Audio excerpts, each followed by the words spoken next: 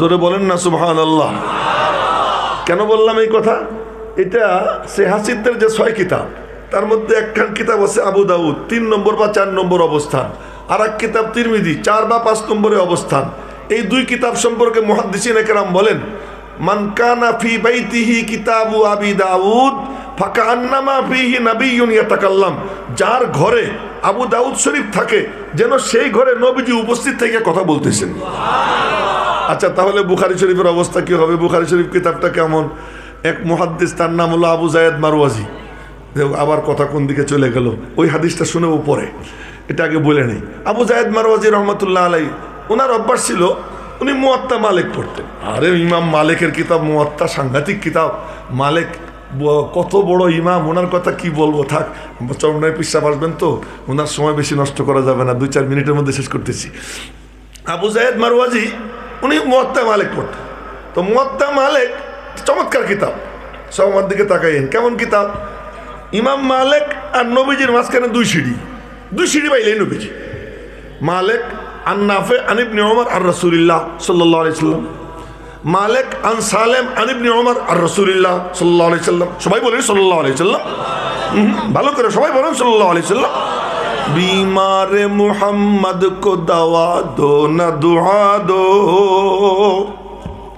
बीमारे मुहम्मद को दवा दो न दुआ दो, उनको मदीने की फ़क़त राह बता दो, उनको मदीने की फ़क़त राह बता दो। और कार कार मदीना जाइते मने चाय हाथ से करे देखाई, मदीना जाइते मने चाय तार रास्ता देखाई दितेছি, বলেন সাল্লাল্লাহু আলাইহি ওয়াসাল্লাম। বলে এইটা দিয়ে কেমনে মদিনায় যায়? এটা দিয়ে কেমনে মদিনায় যায়? বলে এটা যখন কেউ বলে, সাথে সাথে ফেরেশতা তার দুরুদ নিয়ে নবীজির কাছে হাদিয়ে পৌঁছে দেয়, এবং তার নাম ঠিকানাও বলে দেয়, অমুক জায়গার থেকে আমাকে বলছে। এই জগতে ডুবলে তো আর অন্য কোনো দিকে যাইতে পারবো না, এই জন্য নাম যখন আসবে সাথে সাথে বলে ফেলবো সাল্লাল্লাহু আলাইহি ওয়াসাল্লাম। আচ্ছা যাক, তো বলতেছিলাম ইমাম মালিক উনার কিতাব পড়তেন আবু যায়েদ মারওয়াজি। স্বপ্নে নবীজির সঙ্গে দেখা, নবীজি বলতেছেন ইলা মাতা তাকরাউ কিতাবা মালিক আলা তাকরাউ কিতাবি। এ আবু যায়েদ, তুই কতদিন পর্যন্ত মালিকের কিতাব পড়বি, আমার কিতাব পড়বি না? আমি বলতেছি ইয়া রাসূলুল্লাহ, আপনার কিতাব কোন খান, আপনার কিতাব কোন খান? স্বপ্নে নবীজি আবু যায়েদ মারওয়াজিকে বললেন মুহাম্মদ ইবনে ইসমাইল বুখারীর কিতাব আমার কিতাব। জোরে কন্যা সুবহানাল্লাহ। আবারও খুসা দিয়ে বলাইতে হবে কেন? আবার এক বছর জোরে বলেন সুবহানাল্লাহ। তো যে কিতাবকে নবীজি নিজের কিতাব বলেন, সেই কিতাবখান কেমন কিতাব না?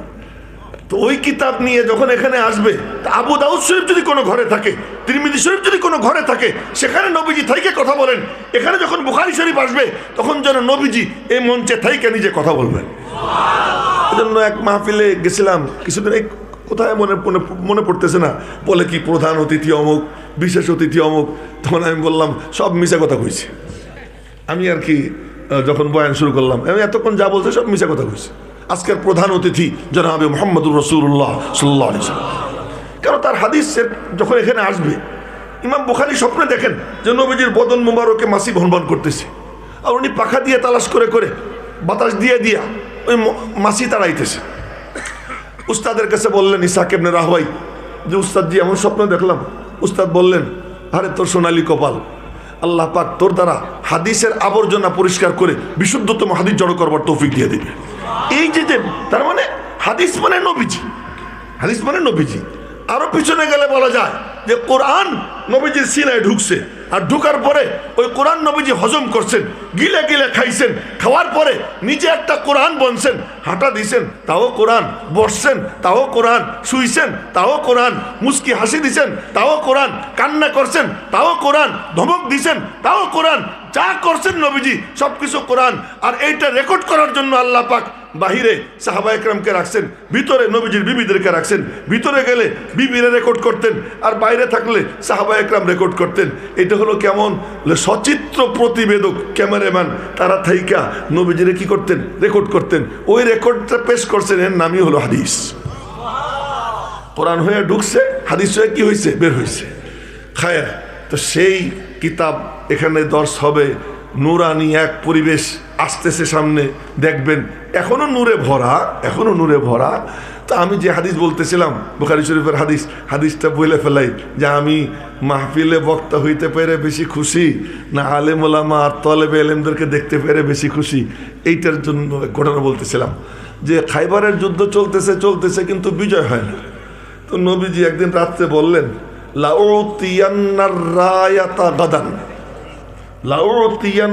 রায়াতা গাদান রাজুলান ইউহিব্বুল্লাহ ওয়া রাসূলুহু ওয়া ইউহিব্বুহুল্লাহু ওয়া রাসূলুহু ইফতাহুল্লাহু আলা ইয়াদাইহি আও কামা ক্বালা আলাইহিস সালাতু ওয়াস সালাম, যে অবশ্যই আমি পতাকা আগামীকাল এমন এক ব্যক্তির হাতে দিব যেই ব্যক্তি আল্লাহ এবং তার রসুলকে ভালোবাসে, আল্লাহ এবং তার রসুলও ওই ব্যক্তিকে ভালোবাসে।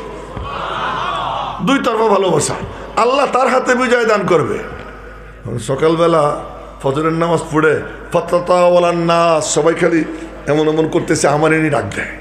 তার কারণ দুই তরফা ভালোবাসার সার্টিফিকেট সাংঘাতিক ব্যাপার, খালি গলা উঁচে করতেছে যে আমার এনে ডাক দেয়। এর মধ্যে নবীজি বললেন চতুর্দিকে তাকাইয়া, আইনা আলী কই?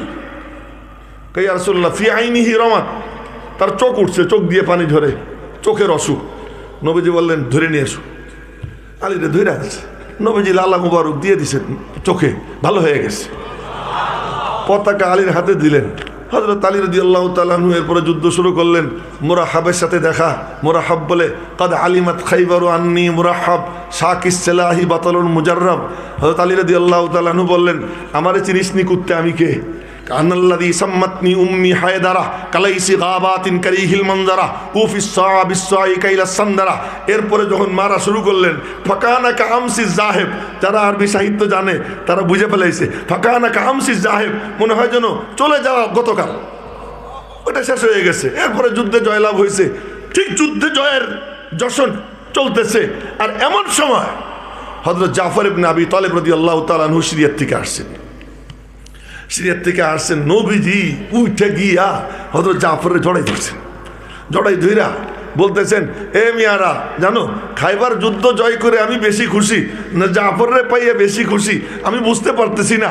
লা আদরি আনা বিকুদুমি জাফর আফরাহু আম বিফাতহি খাইবার, যে খাইবার বিজয়ে বেশি খুশি না জাফরে পাইয়ে বেশি খুশি আমি বুঝতে পারতেছি না।